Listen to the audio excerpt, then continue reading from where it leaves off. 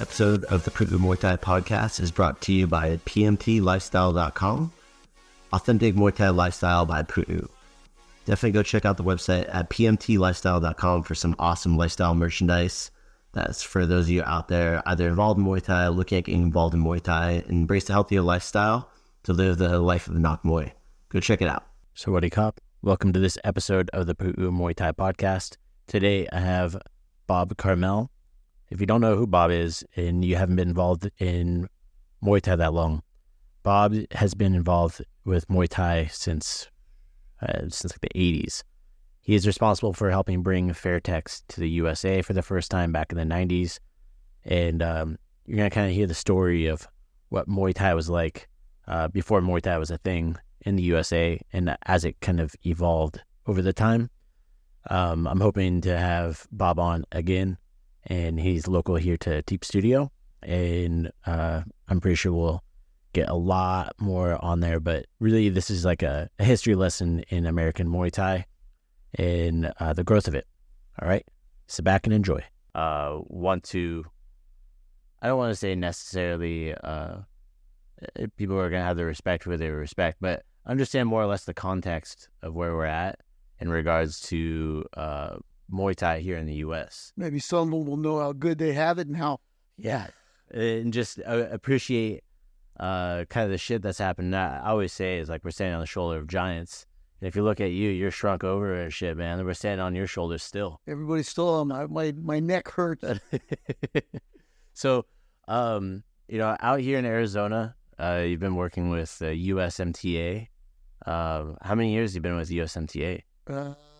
About 33. 33 years. And for those that don't know, it is amateur and pro. They did pro before too, right? They can do pro. Sanctioning bodies to help regulate the sport. United States Muay Thai Association, correct? Right. All right. So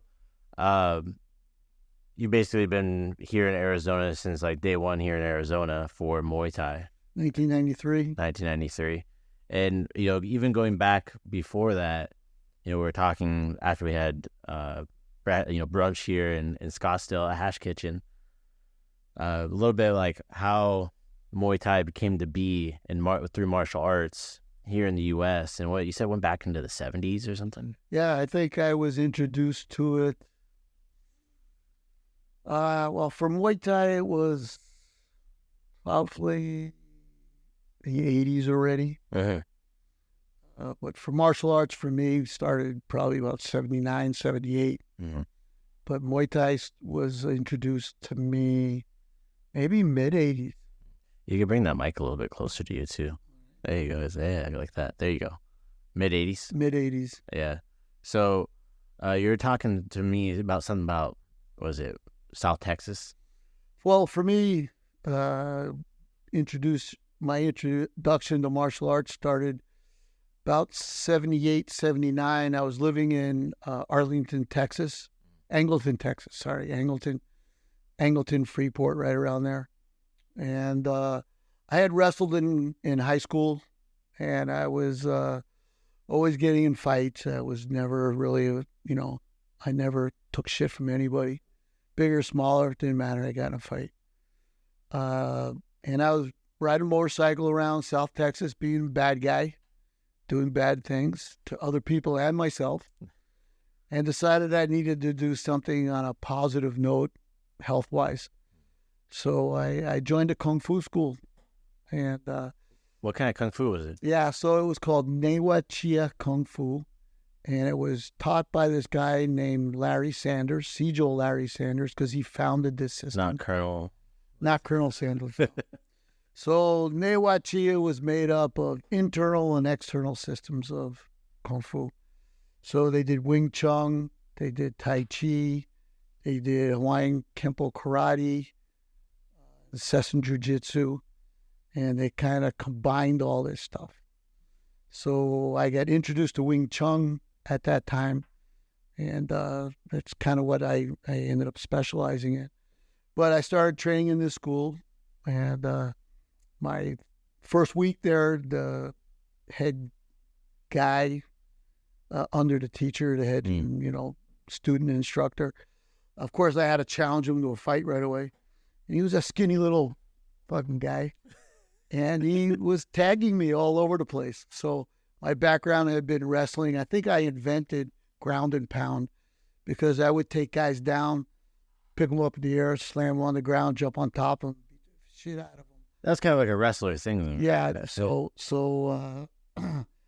this guy was like kicking me and punching me and moving around, and I got a little tired after about 3 minutes, and he ended up killing me a little bit. So I started training, and I got into it, and I ended up beating that guy up 6 months later. Kind of good. Yeah. But I started getting involved with the program there. Again, I seem to enjoy doing the Wing Chun a little bit more than the rest of them, but I did them all. And I think at one point I was out of work for a while, and there was a barbecue place next door. So I used to split logs for the barbecue place so I could eat over there for free. And then I was teaching at the Kung Fu school. And at the time, we had one school, I think it was in Austin, and one school in Freeport. And I would go teach between the two of them. And I started teaching, and I started really enjoying it. It was fun. But I don't know if Sijo was the best guy at what he was doing at the time. But that's what you had. But that's what I had, and that's where I got started. And he was a good guy. He treated me well. And he knew a lot of stuff about Kung Fu, and that's where I got started. And I got really involved with doing Wing Chun. Yeah, so like with Wing Chun and stuff like that too, because we've had conversations about it. How long were you involved with it there? I think in Texas for about 3 or 4 years. And then I moved to Philadelphia, and I found a place that was doing Wing Chun in Philadelphia under William Chung. Okay. Wow. And, that's a name, right? in Kung Fu and martial arts. Yeah. So we started doing William Chung system of Wing Chun. And I ended up going to Melbourne, Australia, and living there for like 2-3 months, training under William Chung. Oh, shit. See, I didn't even know this. Yeah. So actually, it was more his brother, David Chung, who was the day-to-day guy in the gym with everybody. Yeah. And in Australia, it was a roughy-tufty school. I mean, so I was there from Philadelphia, and these guys in Australia, Sifu would give you a combination to do back and forth, whatever the technique was. And these motherfuckers in Australia would always throw one more punch in, right? Just to get it in? Yeah, just to get it in. I don't know if it was just us or me or whatever, but every time we'd have to do that, whatever we did, they would throw one more and you'd get whacked. What the fuck, So after about 5 or 6 days of doing that, I was there with a couple other guys from Philly at the time. I go, I'm not taking that anymore. So at the end of that combination, that next day, I threw a left hook. So left hooks are very hard for Wing Chun system. Because everything is very straight, right? Yeah, and the hooks that they do are like old Chinese style, big wound up punch. So we throw a fucking boxing style left hook, and I dropped this guy. And he got up. You doing this bare knuckle? Yeah, it's all bare knuckle. And David Chung looked and saw I knocked the guy out, and he came and fixed him up and put me with another partner. I knocked him out. I knocked 3 guys out that day, and then everybody became our friends and buddies. Yeah, they kind of set the tone, like, hey, we're cool, right? They realized we weren't so stupid. We were just being polite. Yeah, and we just started hitting with that hook that they have trouble blocking. So we did that, but I stayed there and trained in Australia at their academy for 3 months. Lived in Chinatown. It was really great. Melbourne was a great place. Yeah. And then came back to Philadelphia, and we had another Wing Chun group in Baltimore that I used to go to train with those guys. For those that aren't out there, because we do have people that are around the world in this. So Philadelphia, when you're there. So like for people to understand like how, so Baltimore, Philadelphia, not that far, right? Yeah, about 2 hours. 2 hours. 2 hours driving. It is far for some countries, but U.S., that's close. Yeah. And then there was another one of our Wing Chun guys in Manhattan. So we would all get together and train every now and then. And after coming back from Melbourne, William Chung did a big seminar in New York where I tested for my 10th level under William Chung and passed, and it was good fun. And then we started the wars with Lung Ting. So William Chung got attacked in Germany by, I forget who, at a seminar. And then we went to a Lung Ting seminar in New York City and attacked him. So when you say attack, is it like you would call like a dojo storm where people like showed up and just like call you out? It was kind of like Kung Fu movie type. No, so but like how would that go down? Was it just like, hey, I want to spar you, or is it just like go up and just hit them? No, for the one I participated in, okay, they got to the point in the seminar where they were doing Chi Sao, right? And then out of Chi Sao, a fight would break out. And then everybody would start. So if you were with a guy from another gym, you would, start fighting. Yeah. Different times in martial arts. Man. Yeah, so we became like his little soldiers, and it was a little weird. Kind of like a cult. After a little while, we realized this was sort of a cultish type thing. So like when you went to dinner with William Chung, you couldn't eat until he ate. Oh, shit. So he would do this stuff where the food would come, and he'd have food on his plate, and he would just sit there and talk and not touch anything. So nobody else could eat until he eats first.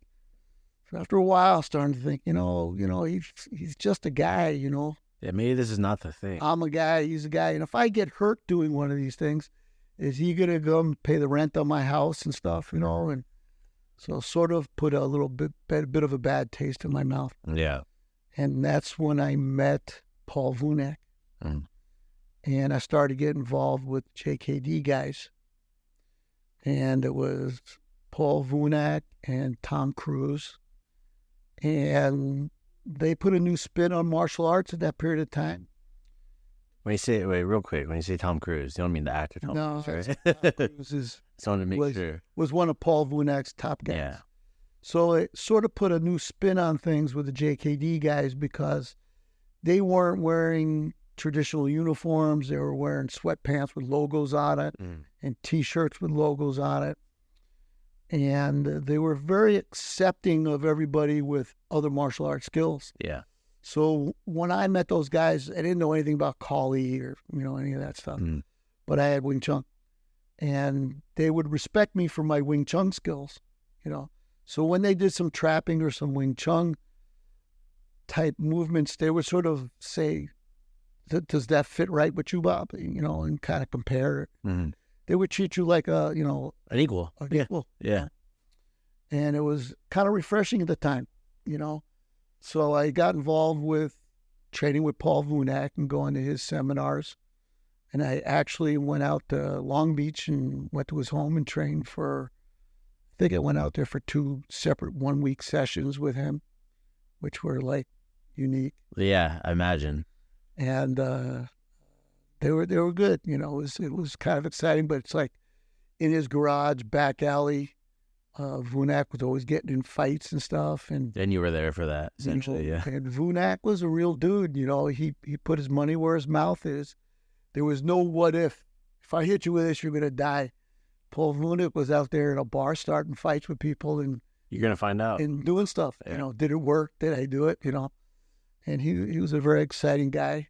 And then from there, we started expanding into the whole JKD clan, which was, Danny Asanto, Mike and I, Angel Cabalas, Chai Sirsut, Francis Fong, who became my next mentor for Wing Chun. Very dynamic guy, made Wing Chun very more combat orientated.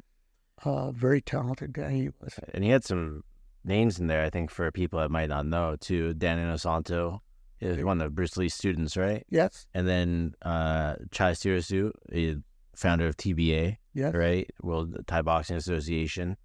So just for anybody that's out there to kind of give context for who these people are, right?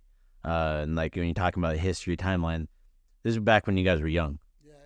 Yeah, these guys were young too. Larry Hartzell, was in there. Tim Tackett was in there. We started training with these guys. So there used to be camps. Okay.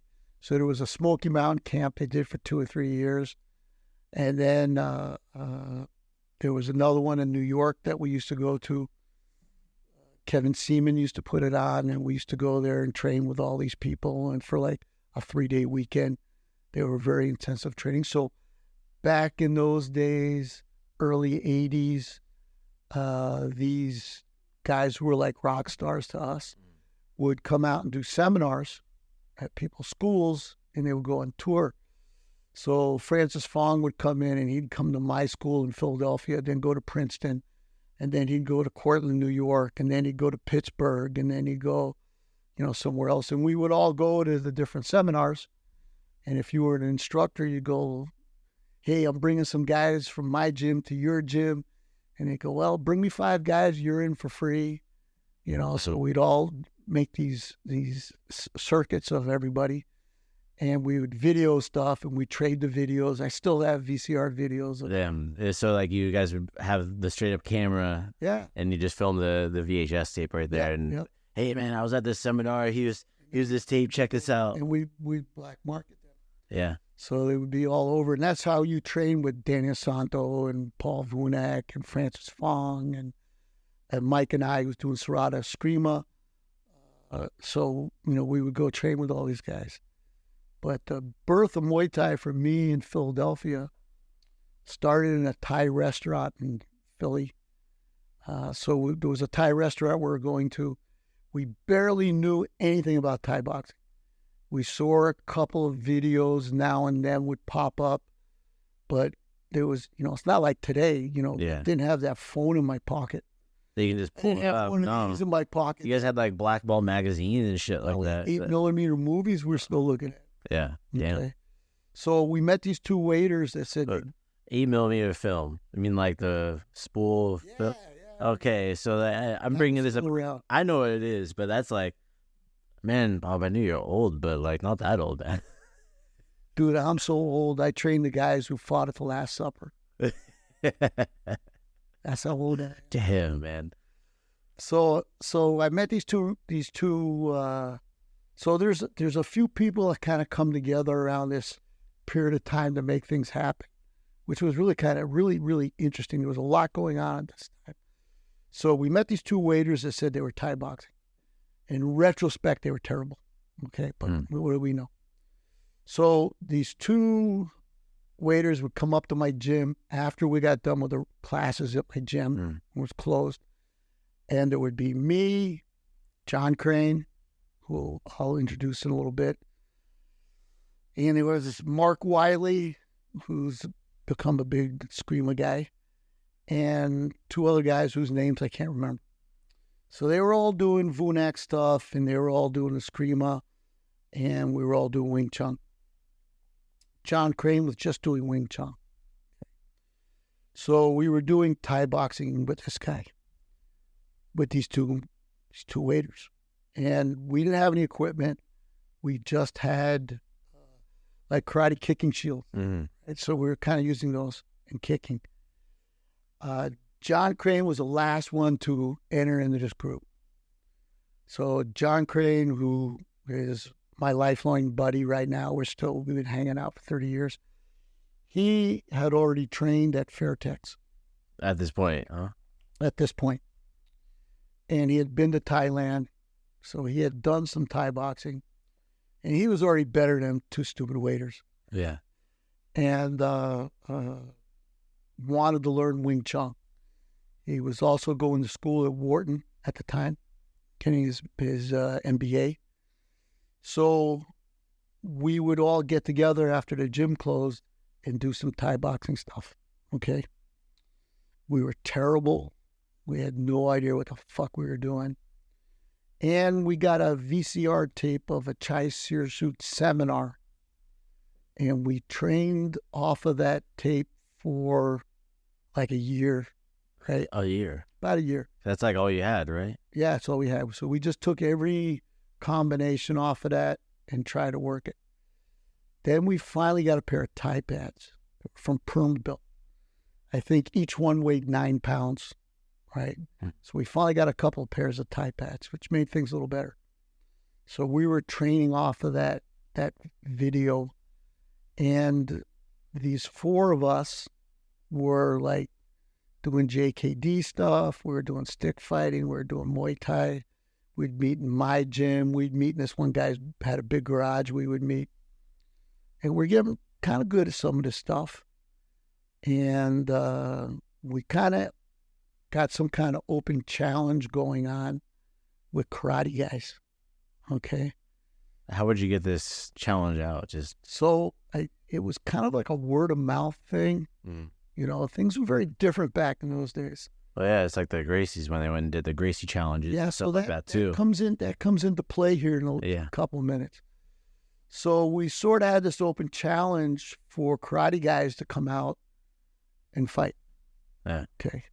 So they would come out and they would get in their karate stances and stuff, and we would just whack them in the leg, and it was over. Nobody had never seen a leg kick. We weren't even doing it right. Yeah. We were just doing it. You just hit them, yeah. We were just hitting them. So nobody had ever seen it before. So they had no idea what to do. They couldn't deal with the pain. And we had broken noses. We had all kinds of injuries going on in this guy's garage. And we were developing. Okay. So Mark Wiley had gone to a Smoky Mountain camp and met Cliff Letterman. Okay. So Cliff Letterman had made some movies, kind of big muscular Asian guy, was doing all the JKD stuff. He was sort of like a bit of an original JKD guy from Washington area. And we brought him out for a seminar. Nobody showed up for the seminar. Shit. Except for us. Yeah. Right. So we had him to ourselves for a weekend, and we did some good Muay Thai stuff with him, which was very interesting. And funny thing is he's retired now and he lives here in Phoenix. Oh. Okay, so I still see him every now and then. Oh, that's a trip. So we brought Larry Hartzell out. We did some Muay Thai with him, and we worked our little group for a long time. And we got word that Chai was doing a seminar at Don Garen's gym in Pittsburgh. So we rolled out there for the seminar first time.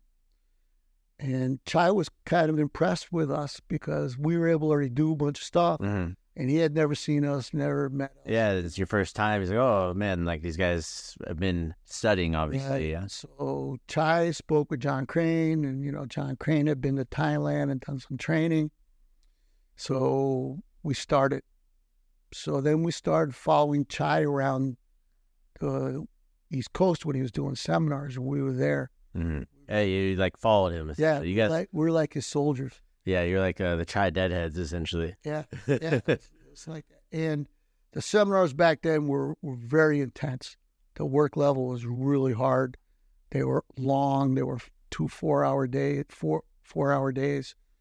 And when you got done with those, you couldn't walk. You know, you sit in the car for 2 hours and drive back to Philly, couldn't walk when you got out. And then when we take all that and the videos from that seminar and work it and start developing, and then he told us we could start training a little group, right? So I added Muay Thai to the curriculum at the Philadelphia Center of Martial Arts. It was on 18th Street in Chestnut. So we taught Wing Chun, we taught Sarada, Eskrima, we taught Thai boxing, we taught Kempo karate, and Tai Chi. Okay. So we actually, at one point in time, had 800 members. So that was, you know, kind of ahead of his time. Is this the one you were telling me about that was like 3 stories, right? Stories up. So like a 3-story building. You said it was like fitness center downstairs, right? And then the second floor was a karate guy? No, so it was kind of the facility was ahead of its time. So it started out just as a martial arts school, Philadelphia, that taught 3 things, okay?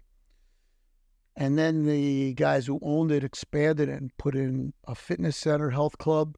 So the first 2 floors were health club. And then the next floor, the 4th floor, half of it was a free weight gym, like a prison. Yeah, prison yard style. Prison yard style. And then the back half of the building was martial arts. So we expanded the martial arts group and was in Philadelphia.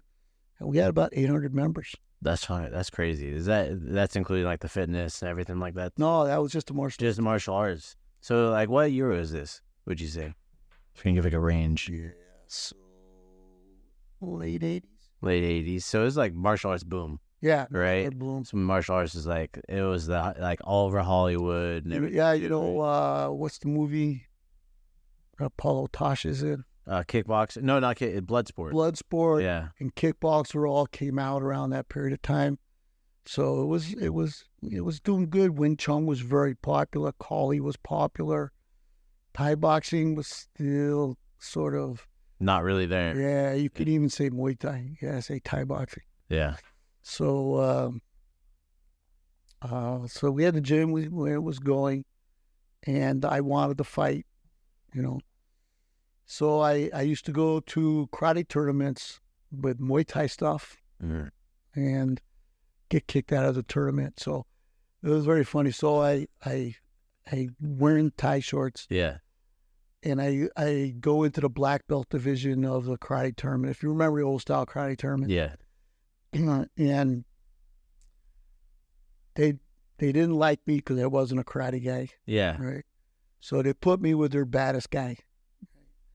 So we're standing at the circle in front of each other, and you know the referee's getting ready to start us, and the karate guy gets into his deep, you know, stance, and I'm up like this, you know, Muay Thai style, and he goes, Hajime. I go, okay.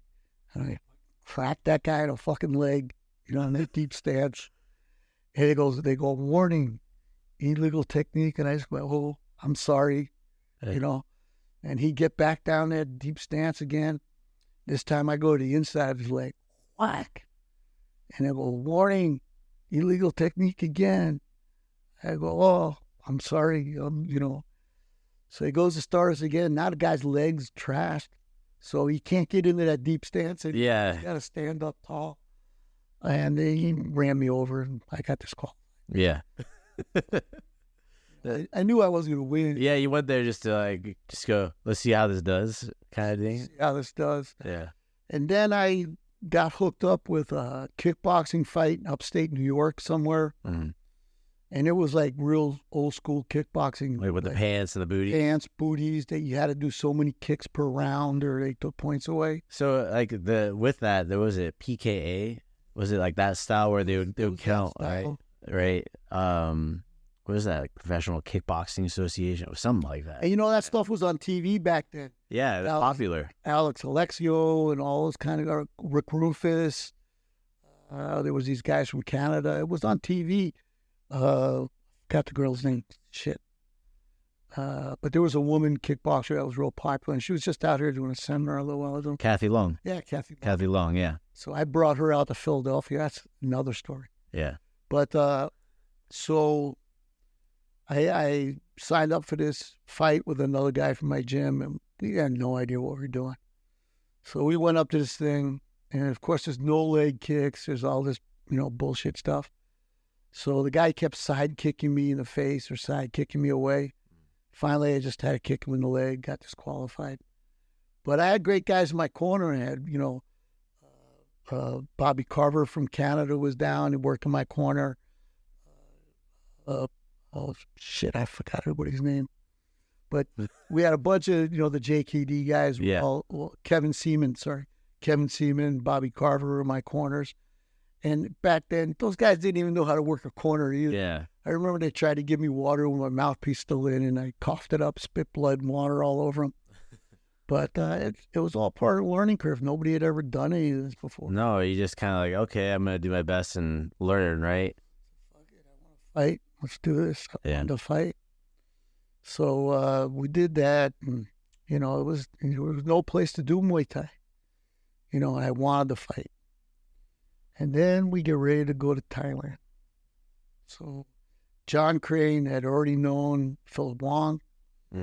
So for those that don't know, Philip Wong was the founder of Fairtex, right? And he's still there till this day. Still the main guy. Still advising people, still has hands-on with training and stuff like that too.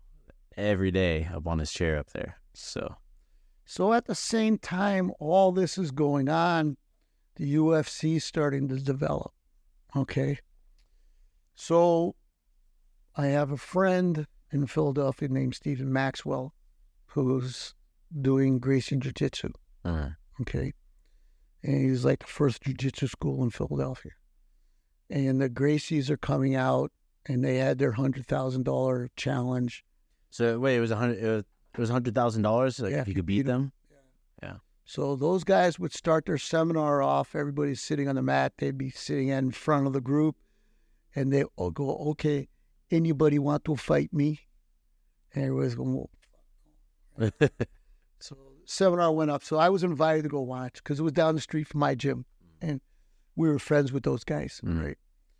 So I watched the seminar. It was pretty cool, and I wrestled. So I kind of had a grasp of it. This was all new, right? That evening, I get a call from Stephen Maxwell. They got some guys from Penn State Wrestling want to challenge them. And they're two brothers. They're twins. They're huge. And they're high-level wrestlers, right? And Royce Gracie tapped both those guys out like 4 times. And those guys had no idea what happened. This was new. Yeah, it's uncharted territory. And remember, wrestlers want to put you on the back. Jiu-jitsu guys have no problem being on their back. Yeah, sure. You come to my realm, right? So as soon as he rolls over to the back, the wrestler thinks he's winning. And then he, wraps his leg around his arm. He's got him in an arm bar. Triangle or something. Or something, But I was very, very impressed. So they were coming to Philly kind of regular to do seminars and stuff with Stephen Maxwell. And they came to the gym once when we were doing a smoker fight in the gym. And they came and watched. And we went to dinner later, and they told me about their plans for the UFC. The Gracies, huh? Gracies. So that's crazy. So literally, that's like some of the history. I mean, we just had UFC 300, right? To kind of give context for anybody's listening to this later. This is pre-UFC 1, right? So pre-UFC 1. Pre-UFC 1. So they're telling you your plans at dinner. So they tell me their plans at dinner. And I told them, you guys are fucking crazy. They wanted no time limit. This was early. Yeah. It was early UFC. So they wanted to bring, what do they call it in Brazil? Vale Tudo. Yeah. Type thing. So I had gotten Muay Thai fights approved in Philadelphia, pro, amateur. So they wanted me to help them try and get it with the commission here. And I go, oh, man. I don't know about this shit. Because they were doing those like bare knuckle. Yeah, you could pull hair, you could hit the groin and stuff. It was a little rough. So the commissioner at the time just shook his head and just goes. So there's things going on with the Gracies. Okay. I wanted to fight, right? And there was no place to fight. And I made my first trip to the Fairtex camp in the summer. John Crane, Philip Wong hosted us. Really great to us. The camp was like, was a trip. So going to Thailand in the 80s, not the same as going to Thailand now. No, definitely not. Yeah. Not the same. A lot rougher. It was not tourist friendly. Was not tourist friendly. They're friendly, but it's just not tourist friendly in regards to Western toilets, transportation, all that. So we go to the camp to train. We get to hook up.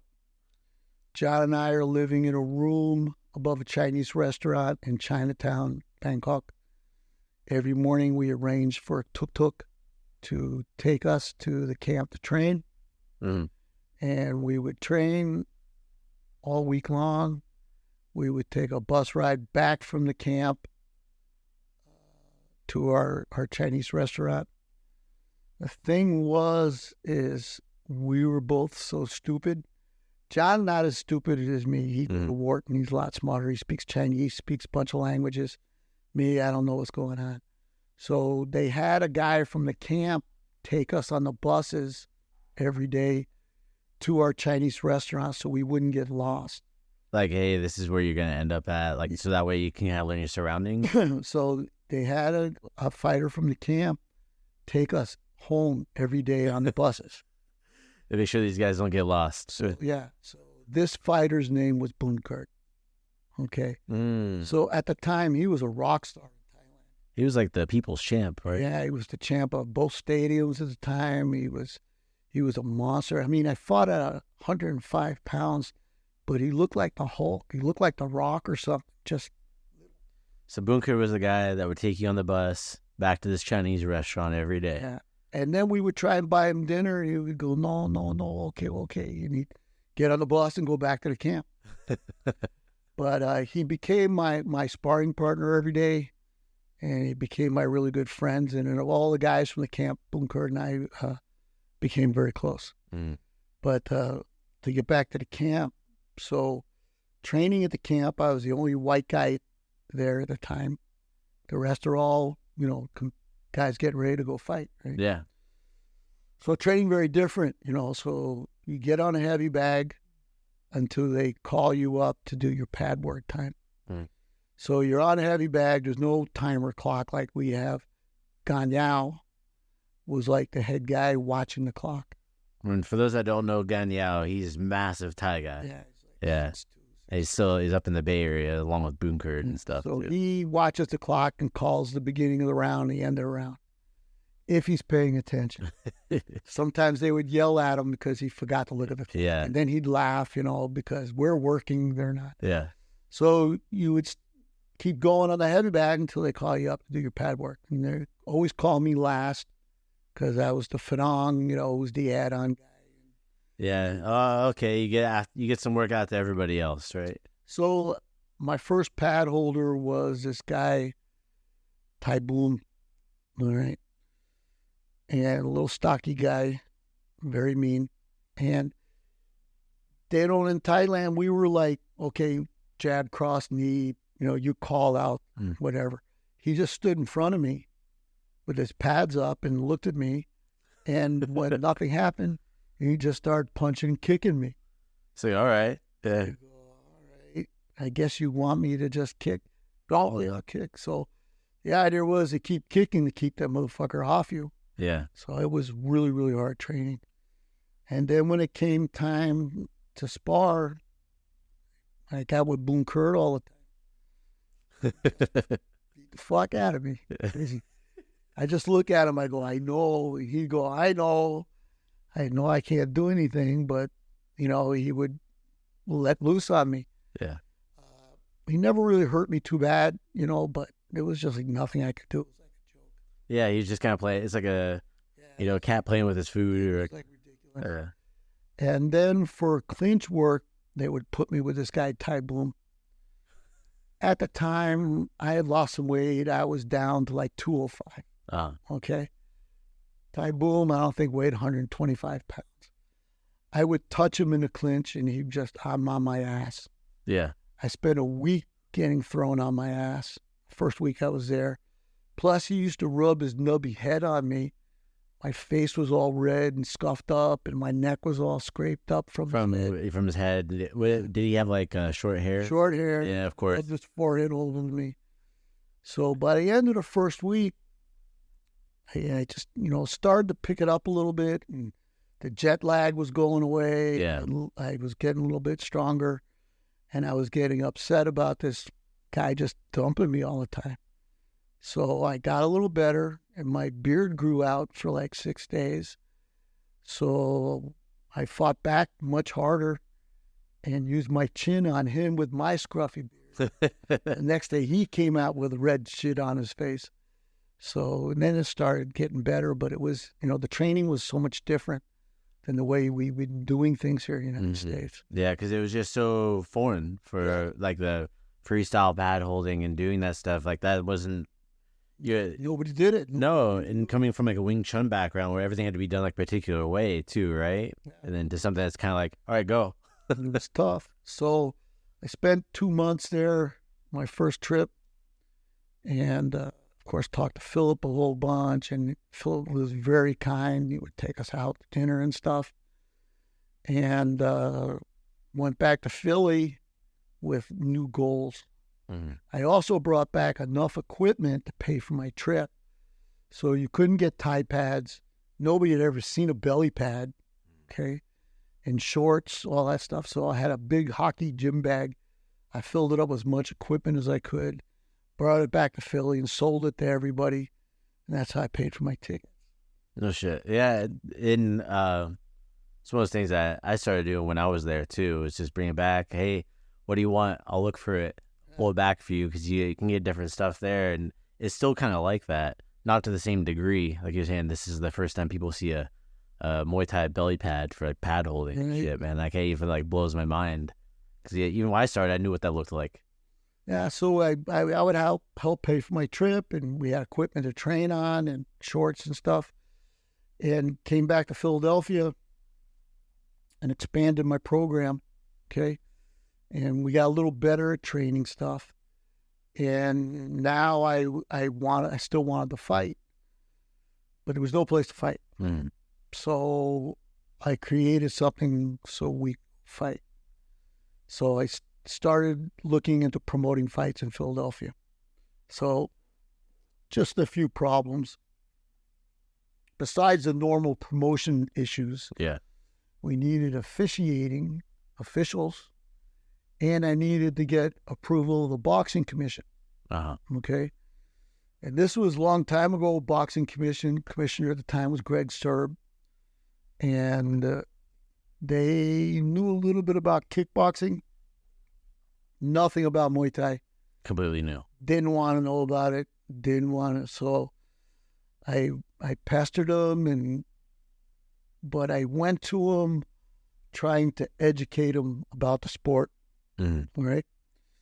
And then I had to find venues to put on. So there was a place in Philadelphia called the Blue Horizon, which is an iconic boxing venue. I think it's been torn down, but it was like everybody put shows on there. And I went and talked to the guy that ran that place, and he just kind of laughed at me and shit. Said, "No, I don't want you in here." Okay. So I found an ice skating ring that we could do it in, right? So I started doing amateur fights. And the boxing commissioner gave me the name of a referee, right? And he had been a former boxer in Philadelphia. And I wish I could remember his name. Maybe it'll come back to me. Yeah. So he was a Jewish boxer. Okay. But real quick, when you were doing these amateur fights, like were you wearing like shin guards, anything like that? Yeah, shin guards, headgear. Okay. So I'm trying to put officials together to do this thing. So I met this boxing referee who was kind of open-minded. He was a Jewish boxer, and I was Jewish, so we all kind of connected. And he was really open-minded. This is like open-minded for these guys, you know, to do this stuff. And so I showed him some videos, and he'd come to the gym and hang out, and he learned a bit about it. And we brought him up to date. And he got me some state judges that we also put them in classes and taught them about stuff. Mm-hmm. And when you say classes, was stuff that like you were running? Sat them down in my office and talked to them about like, this is a body kick, this is a leg kick, you know. But you know, we kept it simple because basically it's a fight. Yeah. You know, you can kind of tell who won a fight, who didn't win a fight. Yeah. Without getting too technical about stuff. Different than jiu-jitsu. Yeah. Yeah, but no jiu-jitsu. Yeah. I knew anything about jiu-jitsu. So we got some decent judges, and we got the referee going, and we started putting on amateur fights. So the commission said we got to have headgear. There were no elbows. Shin pads, headgear, gloves, 16-ounce gloves, 10-ounce gloves. So we got all that, and we started doing some shows. And I would draw fighters from far north as Connecticut from Virginia. So I would get guys from the whole East Coast to come down and fight. And we'd put on some good-sized cards, and we had great attendance, and it was going well. It was going well. So, we're putting on fights. Then I got approved to put on a pro fight. So we did a pro-am. Okay, and that's when we brought in Kathy Long with, I forget his name. He's still around, John. I'll forget. Yeah, I don't know. But anyway, I brought in some kickboxing guys, from American kickboxing guys, with European, brought in some guys from England. So we were just about at the same time merging my sanctioning organization that I started in Philadelphia with the British Thai Boxing Council, okay, that came to New York with Clinton Haylanger, and it created the USMTA. So that's why it started. The head office is out there. That makes sense. So that's why the head office is still in New York. Yeah. So it was originally the British Thai Boxing Council, and then I don't even remember what I called my thing, American Muay Thai or something. Yeah. And we blended it and became the USMTA. Got it. Right. And the British Thai Boxing Council in England, Tony Moore was the head of. So he would bring some of his British guys out here to fight some American guys. So the American guys all got killed. Yeah. Okay. It was keep it simple. Yeah. Devastating. All right. And the American guys on the amateurs started fighting, and they're getting they're getting fights in now, finally. So this is all going on in Philadelphia at the same time. So we got the UFC stuff starting to cook. We got amateur and professional Muay Thai starting to cook. I take another trip to Thailand. Okay. Now we're back at the camp training. We know the deal a little better. We're going to fights with Philip at night, which was that's like a whole nother story unto itself. Yeah. And the first year I went to the camp, Philip bought a Rolls Royce, an older Rolls Royce. Shit. Huh. Like the kind where the chauffeur is like sitting outside. Yeah. Right. So he bought this Rolls Royce, and it was going to cost him, I think he said, like $1 million to redo this Rolls Royce. Because in Thailand, the car itself was very expensive because they have luxury tax on those cars. And then he had to redo the inside, the motor. He rebuilt the whole thing. So when I came back the next year, the Rolls Royce is done. It's beautiful. So we're starting to talk to Philip about opening up something in the United States. Okay? About the popularity of the sport in the United States. And Philip's very open to it. Okay. So we've been talking to him about it for a couple of weeks, and he takes us out to lunch one day. And there's myself and John Crane, Philip. I don't remember who else was in the car with us, but Ganyao's driving.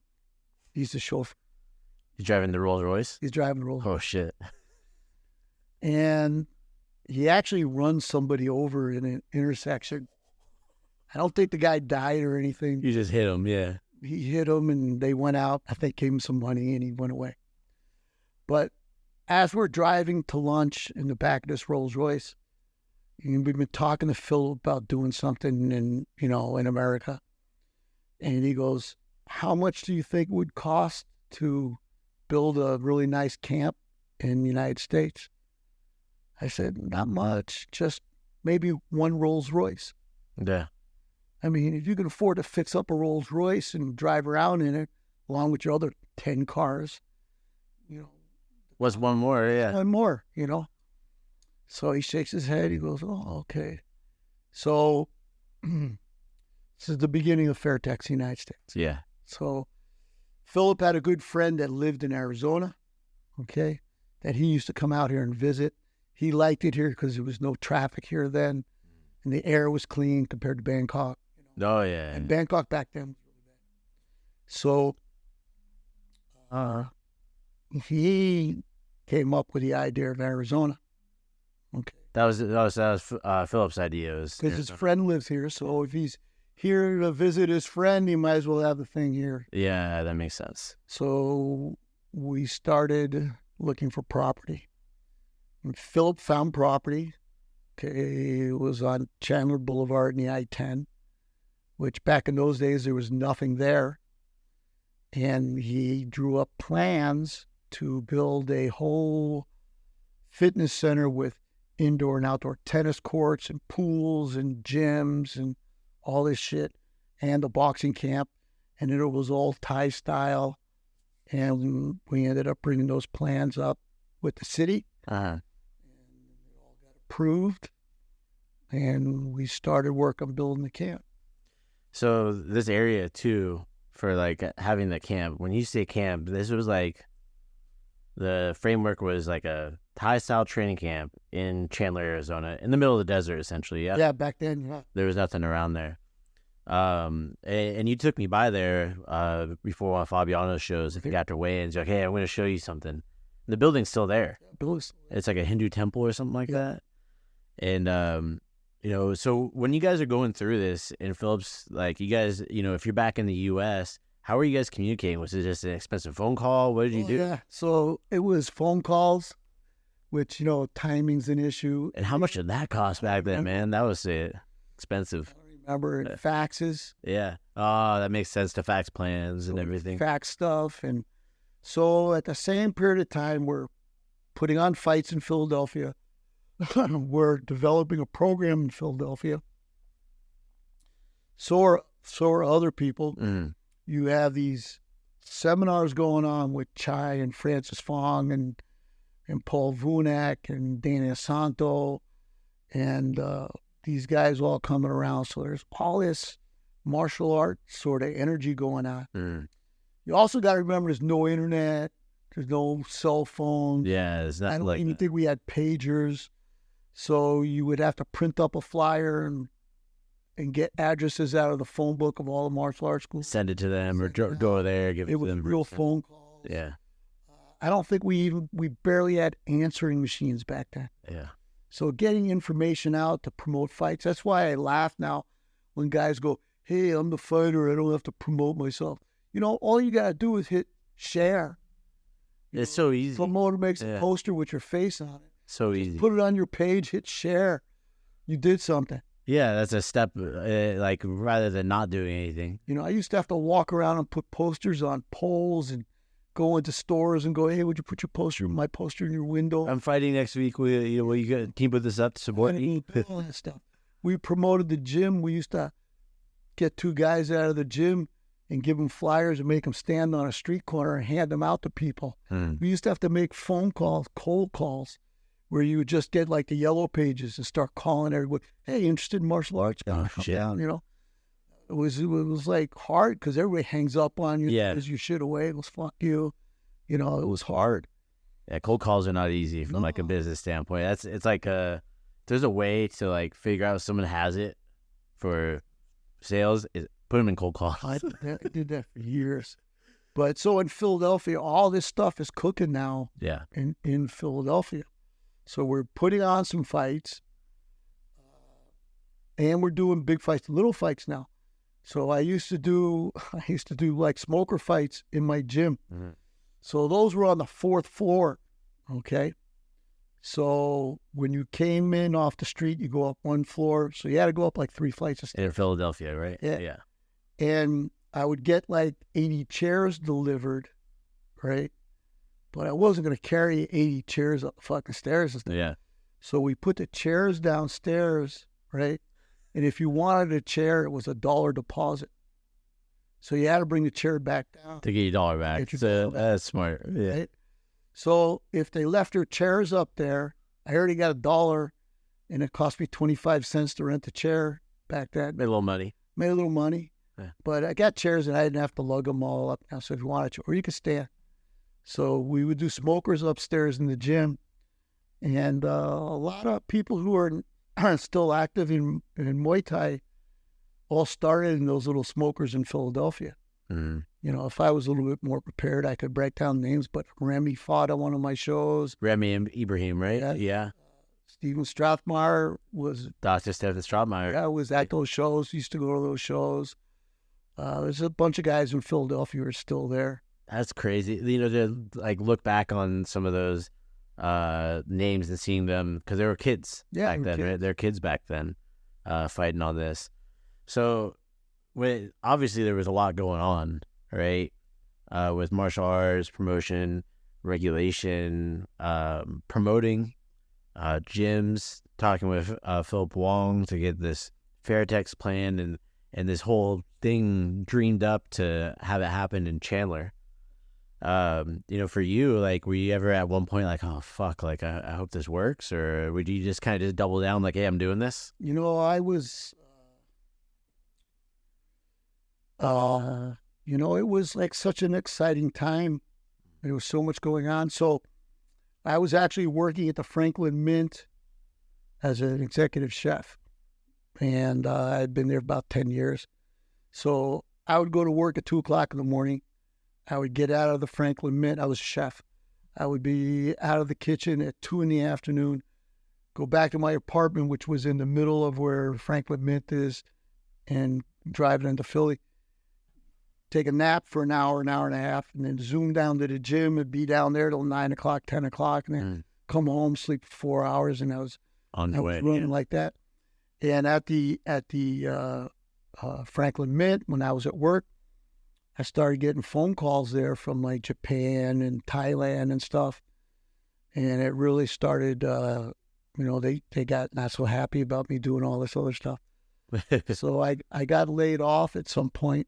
I don't remember what the whole story was, but I got laid off and I just started working at the gym full time. So I started managing the gym and I was doing privates. I had Secret Service guys from Virginia coming up. I was training DEA agents from their violent task force coming to Philly to train. I was teaching the Philadelphia Police Department, their jailers, for how to use their batons and hand-to-hand stuff, close range stuff.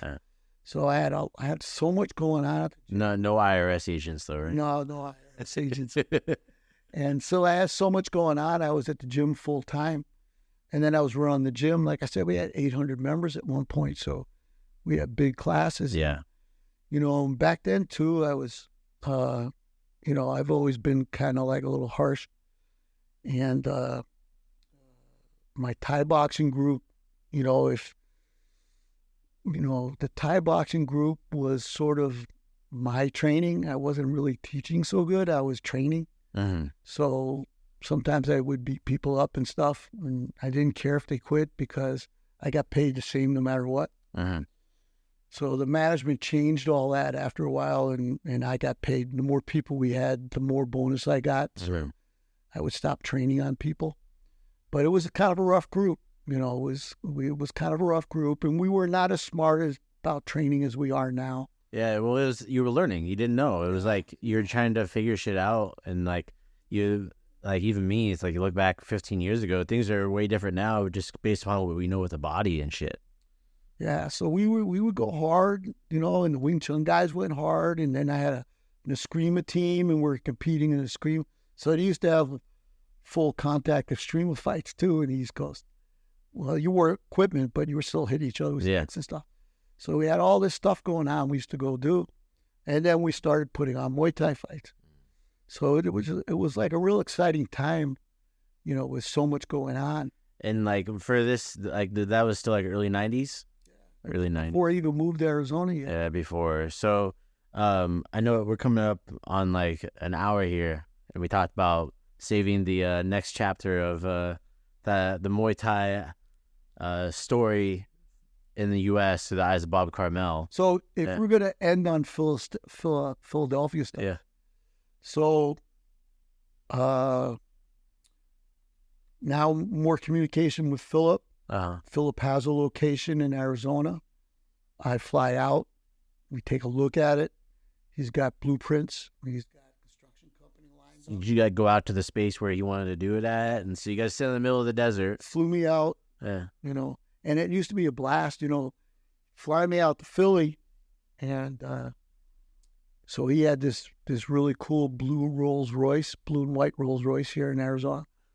and he would send one of the guys that worked in his house with the Rolls Royce to pick me up at the airport. So it's always fun standing out in front of the airport. Blue Rolls Royce pulls up, guy gets out, opens the door, you get in the back. You know, it's kind of fun. But I had already been flying back and forth to come out here to check out everything, you know, and look at the property, look at the blueprints, and we were figuring out where we were going to put stuff in the gym, you know, is it big enough, is it small enough? And I'm back to Philly. We're putting on fights. We're doing the Eskrima. We're doing, you know, Cabalas stuff, because every time I fly out to Thailand, I stop in Stockton and go train with Angel Cabalas. And then on the way back, I go train with him again. And then I go back to Philly. So we get stick fighting stuff going on. We get the Wing Chun going on. Get the Thai boxing going on. And now we're getting ready to open up the Fairtex camp in Arizona. So we got the green light on the program. Okay. I go to Chai Sirsud had started his annual training camp in Oregon. Yeah. So this was the second camp. I show up there with the blueprints for this whole Fairtex camp and show all this stuff to Chai and everybody, you know, and they're all the Muay Thai guys from across the country. Here's what's coming. This will be here this year, next time. And come back to Philadelphia. And I give my notice, 2 weeks notice, to the guy who owns the gym that I'm at. The day I give him the notice, all right, that afternoon he calls my house. He goes, "You're fired. Don't come back into the building." Oh. Right? So I go, "Hey, my equipment's in there, you know, my trophies, photos that I had on the walls, all that stuff." He goes, "Don't come in here." I go, "Well, fuck you." So I don't know if people want to hear this, but the guy had made a condo for himself on the 5th floor of the building. Yeah. So I ran in, I locked him in his condo, ran underneath to where my martial arts school, and his phone lines ran through. I ripped his phone line apart so he couldn't call anybody, right? So I locked him in there, and I started unloading my stuff. And as some of the guys from the gym come down, I got my car double parked outside, and I'm getting my equipment and some of my stuff, right? So he finally breaks out of his apartment. He calls the police. Police show up, and they go, "Hey, you stealing all this stuff?" I go, "No, it's all my stuff." And they go and they look through everything, and most of the equipment had my name on it or something. And they let me go, right? And 24 hours later, I get a phone call from some detective that I have to turn myself in. And that guy went to the police and said I stole stuff, I kidnapped him. So I ended up having to surrender myself to the jail in Philadelphia, brought up on theft charges, kidnapping charges. There's a big laundry list of charges on you, right? Laundry list of charges, right? And they locked me up. Fortunately, I had a student who was a lawyer who I called before I went down. And he started calling the judge right away, you know, let my guy out, what's the bond, blah, blah, blah, what's going on. Fortunately, also, I had been working with all the jailers in Philadelphia. Of course, they chained me up, you know, put a waist belt on me, chained my hands to my waist, chained my feet up because I was the martial art guy, you know. Yeah, and back then, too, it was like, oh, we don't know what he can do. He could dim mock us or something. So the jailers were really nice to me. I got to use the phone anytime I wanted. And when it became mealtime, when they gave those guys bologna sandwiches, they pulled me out, put me in a room, and I had Chinese food, I had pizza, I had whatever the jail guys were eating. They just got food for me because they all knew me, and then put me back in. And all those guys in the jail was just one big room waiting for court. And so you get a colored bracelet for each crime you did. So I had like 9 different bracelets. Most of those guys in there were in for drugs, so they just had one thing. I had 9 things. And I kind of look Italian. Oh, shit. And I went to jail dressed a little nice. And I was getting phone calls in the holding cell. Yeah, and they kept calling you in. They kept calling me and calling the phone and stuff. So all those black guys in there, they all stayed away from me. They thought I was mafia. They just stayed away from me. Plus, I knew all the cops. Yeah. So I go, this guy's gangster. Yeah, he's obviously connected, yeah. And then they took us into court, and I was the first one that called up, and they go, Mr. Karmel, you have a very persistent lawyer. I hope to meet him someday. He goes, you're out on your own reconnaissance, and here's your shit. So everything got dropped? No, I got out of jail. Oh, okay. And I moved to Arizona. I had to come back and go to court a couple of times. So finally all got squashed and everything, but it was a big pain in the ass, and then we moved down to Arizona and started building the building. And then that's going to be what we're going to save for the next episode, man. Start with the beginning of Fairtex camp. Yeah, because that's really something, laying the groundwork for this, over the past few years where I've been working with you and talking to you, is we talk about this shit. Like, man, now this is recorded and it's going to go away. If, you guys are old, it's you, good. Rick Solo, all these people. The thing was in Philadelphia, this was, it was at Philadelphia, it was in Princeton, it was in Cortland, New York, Pittsburgh, New York City. There was guys, there was so much excitement with these things going on and developing, Now martial arts is a huge thing.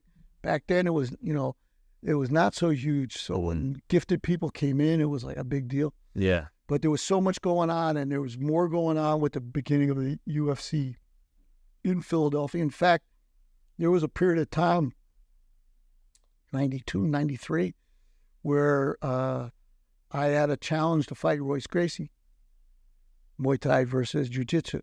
You challenged him? We challenged each other. Yeah, he's like, yeah, let's do it. By fax, but he wanted to do it in Philadelphia and get some TV coverage and stuff.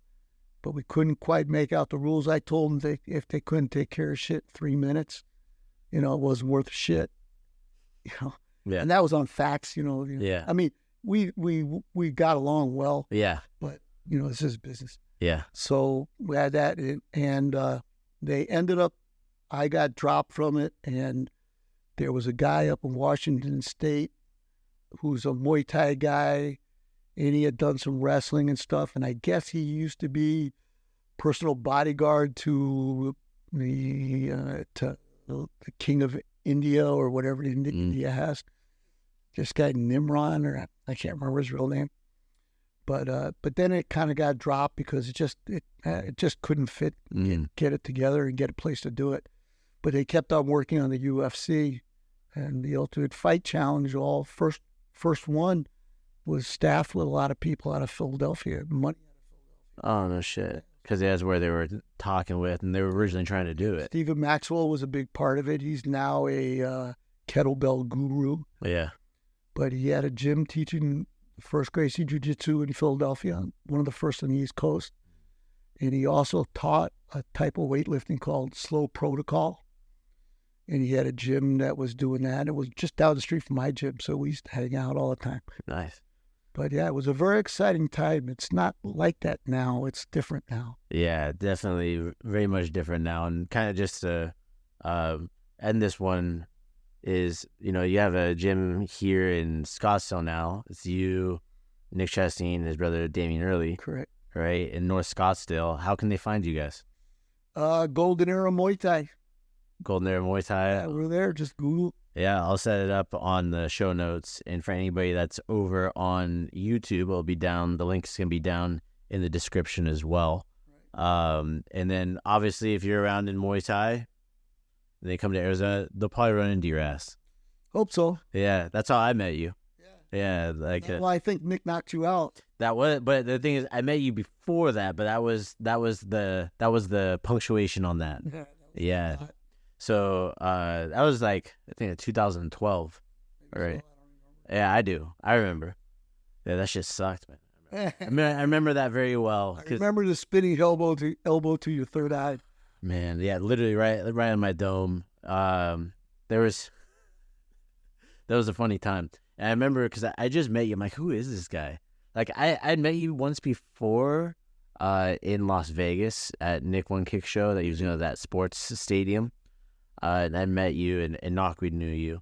And then I saw you there, and you're really nice. You're much younger and prettier than you are now. Yeah. It's to everybody. Very just like, hey, just a reminder, don't duck your head down, because if you do and you get kneed in the face, that's on you, okay? You good with that? I'm like, yeah, I'm not planning on getting kneed in the face. Yeah. Well, back at Celebrity Theater and stuff like that. There's a lot of stuff we can go into, but thanks for coming in today, man. My pleasure. Teep Studios. Teep Studios. All right, thank you. All right, that's going to be it for today. Thank you so much for tuning in today to the Pu'u Muay Thai Podcast.